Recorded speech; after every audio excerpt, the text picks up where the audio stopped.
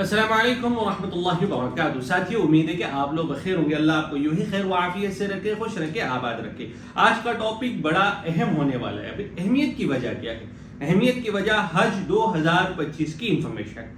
जो लोग हज 2025 में हज परफॉर्म करने जा रहे हैं या हज करने जा रहे हैं, या किसी के दोस्त रिश्तेदार या जानने वाले अगर इस साल हज करने की ख्वाहिश रखते हैं या हज कर रहे हैं, तो उनके लिए ये वीडियो बड़ी नफाबख्श होने वाली है, बेनिफिट की हामिल होने वाली है।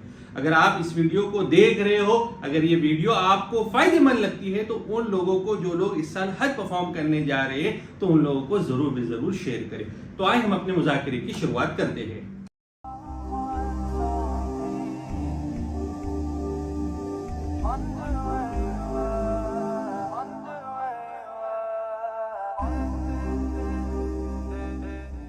प्यारे साथियों और प्यारी बहनों, हज 2025 हज तो हर एक साल ही बड़ा यूनिक होता है और हर साल हज के अंदर कई सारे चेंजेस आते हैं। अब इन तमाम चेंजेस में हमारा और आपका बेनिफिट क्या है, हमारा और आपका फायदा क्या है, हमारा और आपके लिए नुकसान की क्या चीजें हो सकती है। यूजुअली इंडिया के अंदर से जो हुज्जाज इकराम जाते हैं वो दो तरीके से हज के लिए जाते हैं। जो प्योर हज के लिए जाते हैं, प्योर हज वीजा पे जो जाते हैं, वो दो ही तरीके हैं। तीसरा कोई तरीका, कोई तारों के नीचे वाला सिस्टम नहीं है। एक तो हज कमेटी से जाएंगे और दूसरा पीटीओस से जाएंगे। पीटीओस कहते हैं प्राइवेट टूर ऑपरेटर्स। गवर्नमेंट की तरफ यानी सऊदी हुकूमत, इंडियन हुकूमत को कुछ कोटा अलॉट करती है। 2 लाख का, 2.25 लाख का, 1.5 लाख का, जो भी कोटा वो अलॉट करती है, उसमें से एक हिस्सा वो हज कमेटी के लिए रखती है और कुछ हिस्सा वो पीटीओस को देती है। जिसमें पीटीओस प्राइवेट टूर ऑपरेटर्स हाजी को ले जाते हैं, उनको पूरी सहूलियात देते हैं और पूरी सहूलियात देकर उनकी रिस्पॉन्सिबिलिटी होती है कि वो हाजी को आफियत से ले जाए और आफियत से ले आए। अब इसमें पीटीओस के लिए भी कई सारे क्राइटेरियाज हैं, हम इंशाल्लाह नेक्स्ट वीडियो में उसके बारे में बात करेंगे। उन पूरे क्राइटेरियाज को जब पीटीओस फुलफिल करते हैं तो गवर्नमेंट की तरफ से उनको कोटा और लाइसेंस इश्यू होता है।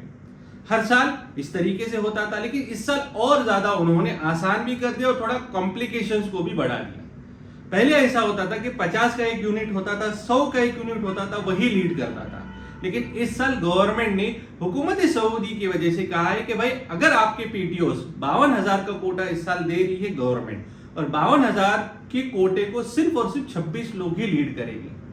पूरे इंडिया में अभी फिलहाल तकरीबन 800 से 1000 पीटीओ जो रजिस्टर्ड है, जिनको एलिजिबिलिटी क्राइटेरिया का सर्टिफिकेट मिला है, ये तमाम छोटे 50, 100, 200, 250 ये तमाम अलग अलग ग्रुप मिलकर एक कंबाइंड हज ग्रुप बनेगा, जिसको सीएचजीओस कहते हैं। अब ये सीएचजीओस ही पूरा आपको हज में लीड करेगा।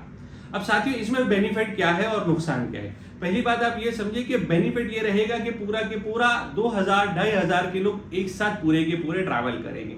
मीना का मामला हो, अराफात का मामला हो या फिर मुजल्फा का मामला हो, आप तमाम के तमाम एक साथ रहेंगे, जिसमें हमारी जुबान एक होंगी, हमारे इलाके एक होंगे, हमारा देश एक होगा और हमारी संस्कृति और हमारे हम मिजाज ये लोग होंगे।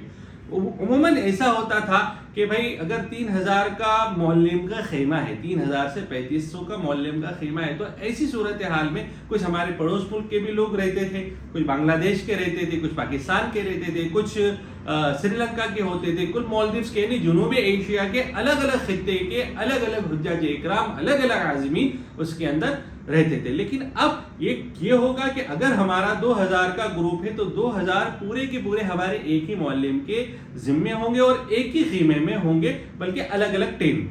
खीमा मीन्स अलग अलग टेंट में, हर टेंट के अंदर तकरीबन 20 होंगे, 25 होंगे, 50 होंगे, 60 होंगे, जैसी कैपेसिटी हज से पहले गवर्नमेंट वज़ारत हज वल उम्रा देंगी, उसी तरीके से पूरा के पूरा अमल चलेगा।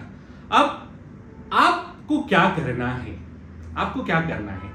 पहली बात आपको यह करना है कि अगर आप किसी पीटीओस के पास हज के लिए बुकिंग के लिए जा रहे हो, पूरे देश में अगर मैं कहूं तो हजारों और लाखों की संख्या के अंदर छोटे टूर ऑपरेटर्स है। अब आपको किस तरीके से जानकारी लेनी है कि भाई ये टूर ऑपरेटर गवर्नमेंट पे रजिस्टर्ड है या नहीं।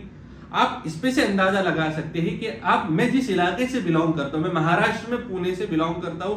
अब पूना में हमारे यहाँ पर अगर मैं मेरे इलाके का अगर सर्वे करूं तो तकरीबन 100 से ज्यादा यहाँ पर हज उम्रा के नाम पर ग्रुप्स और टूर ऑपरेटर्स है। लेकिन यहाँ पर गिनती के 10 या 12 लोग ऐसे हैं जिनके पास हुकूमत सऊदी, हुकूमत हिंद की तरफ से मान्यता प्राप्त लाइसेंस से वो पीटीओस कहलाते हैं और उनका registered ministry of minority affairs में है। बाकी तमाम के तमाम शॉपिंग और छोटे छोटे अपने टूर चला रहे हैं और वो उन लाइन के अंदर बढ़ने की कोशिश कर रहे हैं। अल्लाह तमाम को हज के लाइसेंस दिलाए। खैर, मेरा आप लोगों से बोलने का मंशा सिर्फ और सिर्फ ये है कि जब आप किसी के भी पास हज की बुकिंग करने जा रहे हैं तो सबसे पहले आप ये करें कि गवर्नमेंट की जो लिस्ट है क्या उसके अंदर आपका नाम है या नहीं।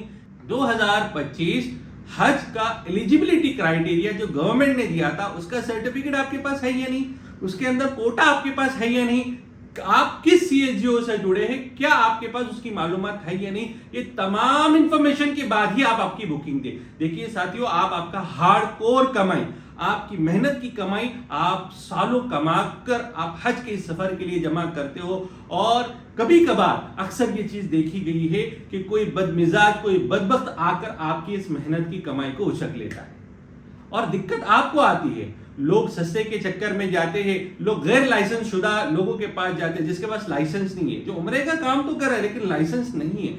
ऐसे लोगों के पास अगर आप जाकर फंसोगे तो आपको परेशानी होगी, आपको तकलीफों से दो चार होना पड़ेगा। तो इन चीजों से बचने का खास तौर से ख्याल रखें। मैं एक बात और आपसे कहूं कि लोग ये भी कहेंगे आपको कि हम आपको हज पे ले जाएंगे। आप बोले कि उनको जी हाँ आप हमें हज पे ले जाए, लेकिन आप ये चीजें हमारी फुलफिल करें। आपके पास एलिजिबिलिटी का सर्टिफिकेट है या नहीं 2025 के हज का, आप किस सीएचजीओ से जुड़े हुए हो और आप सर्विस क्या क्या देंगे। इंशाल्लाह नेक्स्ट वीडियो में हम सर्विस से रिलेटेड भी आपसे बात करेंगे और एक वीडियो में मैं आपके सामने इस चीज को रखूंगा कि हज के लिए कौन से वीजों पे लोग ले जाते हैं और आपको कौन से वीजे पे ट्रैवल करना चाहिए।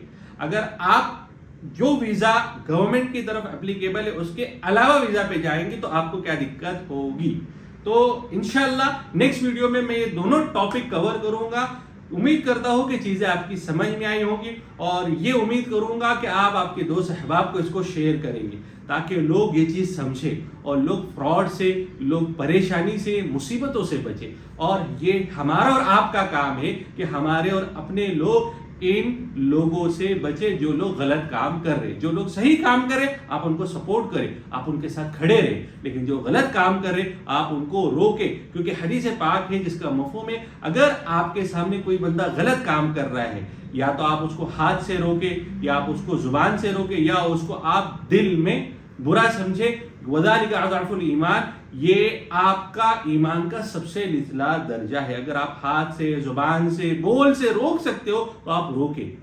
अगर आप चीज गलत हो रही है फिर भी आप खामोश हैं तो कहीं ना कहीं आप भी जिम्मेवार है। अल्लाह मेरे कहने को आपके सुनने को कबूल करे। अस्सलामु अलैकुम व रहमतुल्लाहि व बरकातुहू।